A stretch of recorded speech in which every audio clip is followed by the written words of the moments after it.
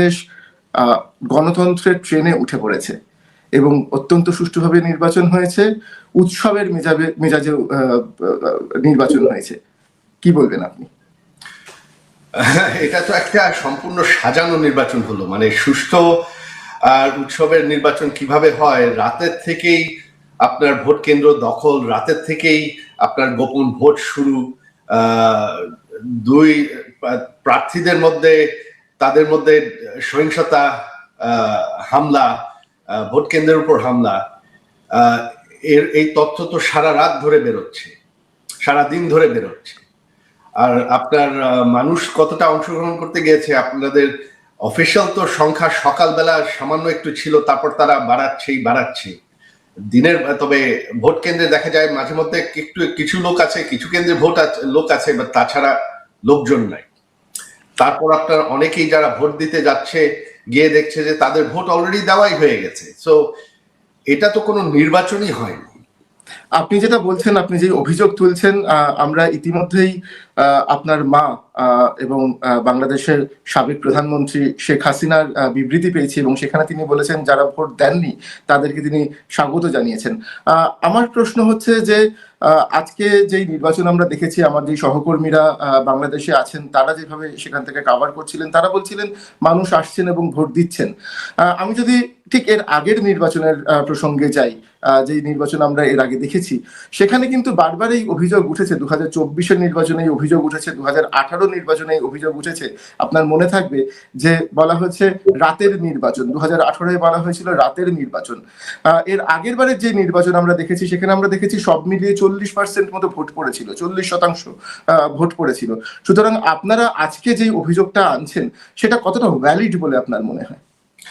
আপনি বলছেন সেই 2014 সালের নির্বাচন যেখানে বিএনপি বয়কট করেছিল, এখানে তো কেউ বয়কট করে না, এখানে বাধ্যতামূলক গায়ের জোরে। আমি 2024-এর নির্বাচনে 40% মতো ভোট করেছিল।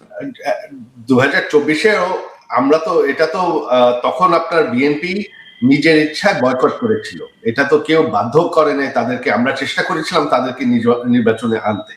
তবে এখন তো আপনার বাধ্য করে গায়ের জোরে, আপনার শুধু আওয়ামী লীগ না, আপনার বাংলাদেশের যতই আপনার প্রগতিশীল দল তাদেরকে বাদ করা হয়েছে, তাদের নেতা কর্মীরা জেলে, তাদের অফিস টফিস কিছুই নেই, পুড়িয়ে ফেলা হয়েছে, তাদেরকে কোনো ক্যাম্পেইন করতে দেওয়া হয়নি। তাহলে এটা গণতান্ত্রিক কিভাবে বলা যায়? আপনি যদি একটা দেশের অর্ধেক দলকে বাদ দিয়ে নির্বাচন করেন, সেটা কিভাবে গণতান্ত্রিক বা গ্রহণযোগ্য হয়? ভোটের সংখ্যা এখন পর্যন্ত 50% ক্রস করে নাই, আর এখানে তো অনেক কারচুপি হয়েছে। তার মানে দেশের অর্ধেক মানুষের বেশি কিন্তু এখনো ভোট দেয়নি এই নির্বাচন। আমি সেই প্রশ্নটাই আসলে আপনাকে করছিলাম যে এর আগেও আমরা বাংলাদেশের এরকম নির্বাচন দেখেছি যেখানে 40%, 50% ভোট পড়েছে এবং তারপরে গণতান্ত্রিক সরকার তৈরি হয়েছে। সুতরাং যেই অভিযোগটা আপনাদের তরফ থেকে করা হচ্ছে যে গণতান্ত্রিকভাবে ভোট হয়নি কিংবা যথেষ্ট পরিমাণ ভোট পড়েনি, সুতরাং এই ভোটকে আপনারা মানছেন না। যদি আপনারা না মানেন তাহলে আপনাদের এর পরবর্তী পদক্ষেপ কি হবে? আবারও বলছি, গত নির্বাচনগুলোয় তো কেউ বিএনপিকে জোর করে বাদ দেয় নাই, তারা নিজের ইচ্ছায় বয়কট করেছে, তাদের ভোটাররা ভোট দেয় নাই কারণ বিএনপি বয়কট করেছে। এখানে তো কেউ বয়কট করেনি, এটা তো সাজানো একটা নির্বাচন, এটা তো শুরু থেকেই সাজানো, কারণ গায়ের জোরে বাধা দেওয়া হয়েছে, বন্ধ করা হয়েছে অন্যগুলো দলকে। আপনি যদি কি তাহলে এই নির্বাচন মানছেন না? না, অবশ্যই মানছি না। কিভাবে মানবো একটা নির্বাচন যেখানে অর্ধেক দল বাদ দেওয়া হয় গায়ের জোরে? সেটা কিভাবে নির্বাচন হয়? তাহলে কি যে নতুন সরকার গঠন হবে সেই সরকারকেও আপনারা মানবেন না? না, সেটা তো কোনো বৈধ সরকার হবে না। যদি তাই হয় তাহলে আপনাদের পদক্ষেপ কি হবে? পরবর্তী পদক্ষেপ কি? আমাদের পদক্ষেপ হবে যে এটা দেশের মানুষ দেখতে পারবে, যেই ক্ষমতায় আসুক দেশের মানুষ এটা বুঝবে, দেশের দেখা যাবে যে দেশের পরিস্থিতি কি হয়। গত 1.5 বছরে যা হয়েছে সেটা তো আমরা দেখেছি। আপনার কোনো আইন শৃঙ্খলা নেই, অর্থনীতি পড়ে গেছে, আরো হবে। আমি এখান থেকে আপনাকে একটা প্রশ্ন করতে চাই। আমরা দেখেছি যে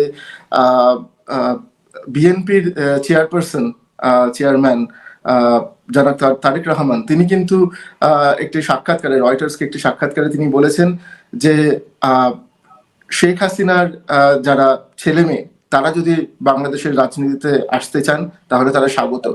আপনি কি তাহলে বাংলাদেশের যেই পরবর্তী রাজনীতি, সেই রাজনীতির ময়দানে নামছেন, বা আপনার মায়ের সঙ্গে এই বিষয়ে কোনো কথা হয়েছে? না, আমার এখানে এই বিষয়ে কোনো সিদ্ধান্ত নাই।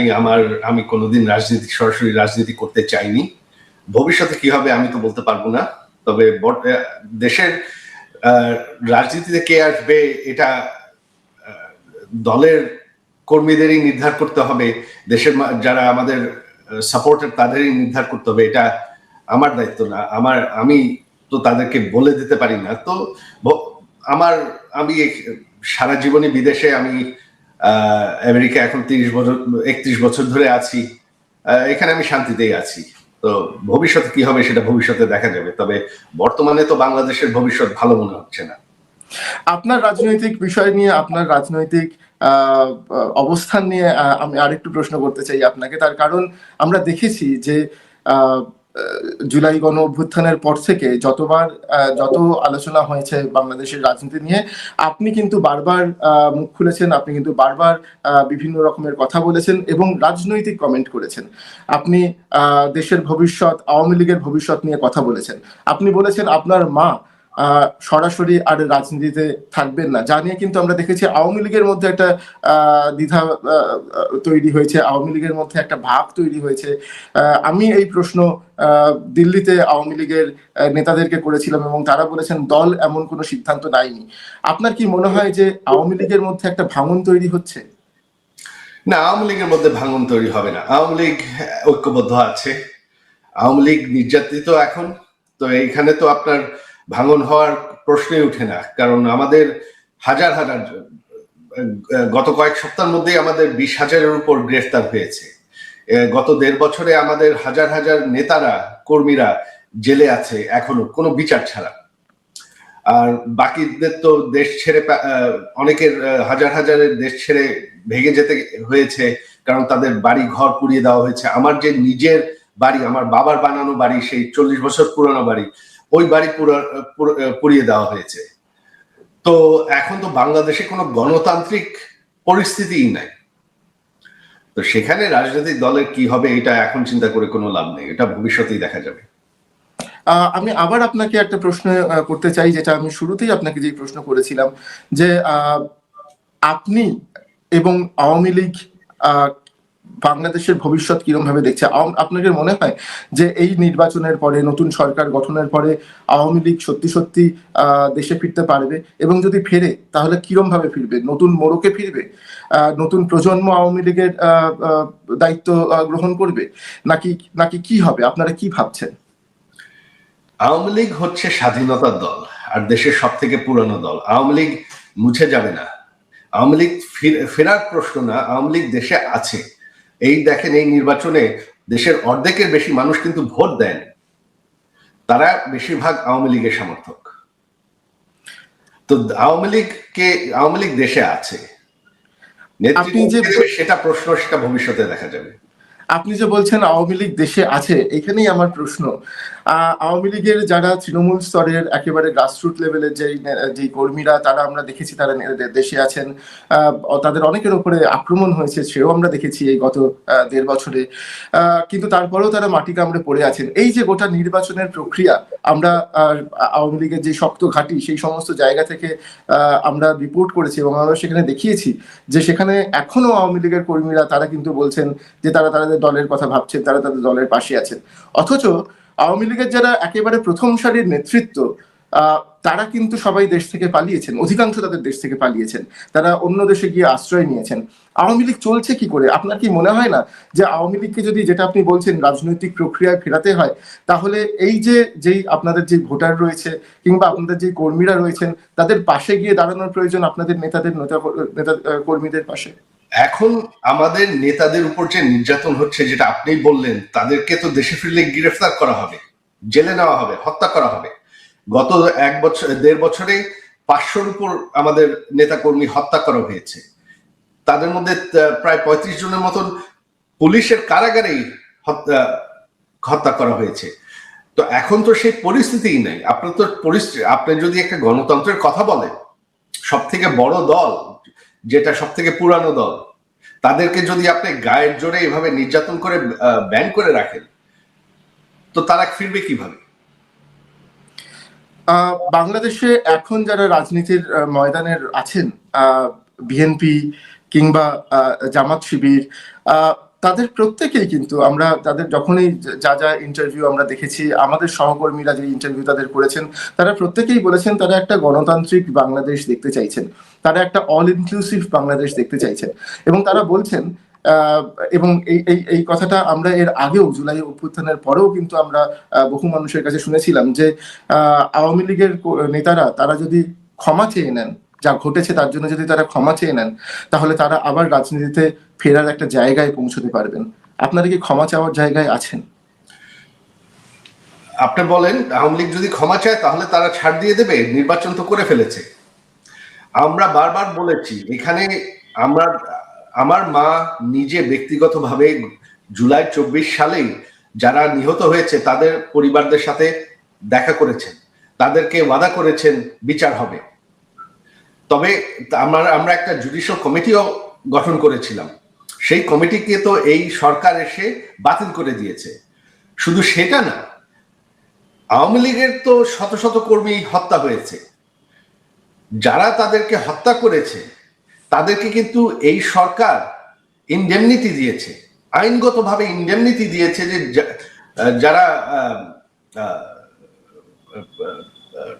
প্রোটেস্টার তাদের কোনো আইন, তাদের বিরুদ্ধে কোনো আইনগত বিচার হবে না। তো আপনি এক হাতে আপনি হত্যাকাণ্ডর ইনডেমনিটি দিচ্ছেন, আরেক হাতে আপনি ক্ষমা চাচ্ছেন, ক্ষমার দাবি করছেন, সেটা কিভাবে হয় সেটা আমাকে বোঝান।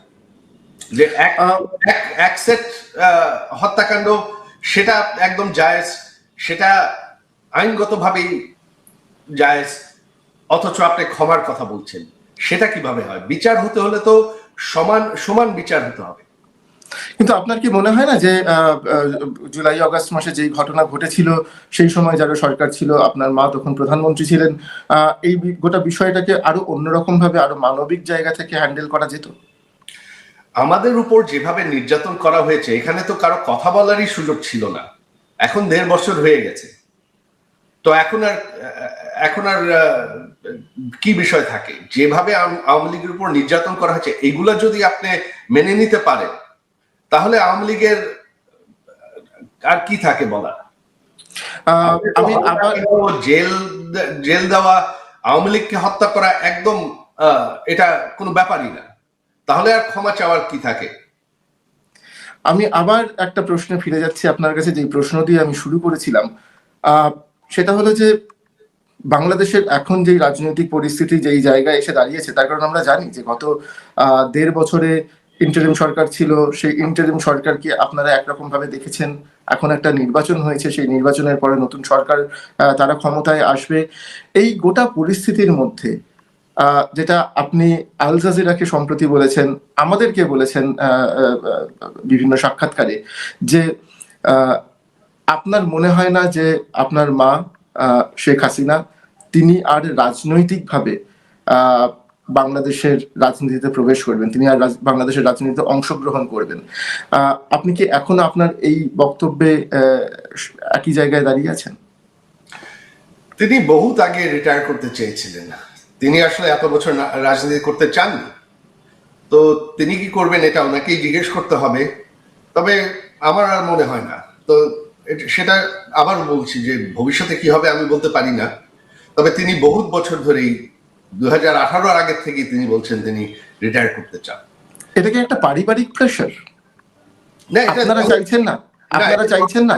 জি, আপনারা চাইছেন না? না, আমাদের কোনো প্রেশার নাই। তিনি একজন স্বাধীন ব্যক্তি, ওনার সিদ্ধান্ত তিনি নেবেন না। আমি আমার শেষ প্রশ্ন, যে প্রশ্ন আমি আপনাকে আগেও করেছিলাম, আমি আরো একবার আপনাকে জিজ্ঞেস করতে চাই। আমরা দেখেছি যে বলা যেতে পারে যে বাংলাদেশের এখন একটা নতুন অধ্যায় শুরু হয়েছে। দীর্ঘদিন ধরে আমরা দেখেছি শেখ হাসিনা তিনি ক্ষমতায় ছিলেন, আমরা দেখেছি তারেক রহমানের মা তিনি দীর্ঘদিন ক্ষমতায় ছিলেন, তিনি এই দুজনের মধ্যে বাংলাদেশের রাজনীতি দীর্ঘদিন ধরে চালিত হয়েছে। খালেদা জিয়া এখন আর নেই, তিনি মারা গেছেন। তারেক রহমান তার পরবর্তী প্রজন্ম ক্ষমতায় এসছেন, রাজনীতিতে এসছেন, বাংলাদেশের রাজনীতিতে যোগ দিয়েছেন। আপনারা কি আপনি আপনি বা আপনার বোন, আপনারা কি বাংলাদেশের রাজনীতিতে কোনোভাবে যাওয়ার কথা ভাবছেন? না, আমাদের সেরকম কোনো চিন্তা নেই। তবে বাংলাদেশে এখন ভবিষ্যৎ কি হবে, আপনার যেটা বললেন যে হ্যাঁ আওয়ামী লীগ যে এত বছর ক্ষমতায় ছিল, তার আগে আওয়ামী লীগ বিএনপি দুদলই ক্ষমতায় ছিল। তবে একটা জিনিস বাংলাদেশের মানুষ অলরেডি বোঝে, এবং আরো ভবিষ্যতে দেখা যাবে যে আওয়ামী লীগের যে 16-17 বছর, এটা যে অর্থনৈতিক অগ্রগতি, উন্নয়ন, আইন শৃঙ্খলা, জঙ্গিবাদের বিরুদ্ধে যে শক্তিশালী অবস্থান, এরকম শান্তিপূর্ণ সময়, এরকম অর্থনৈতিক উন্নয়ন বাংলাদেশের ইতিহাসে কোনোদিন হয়নি।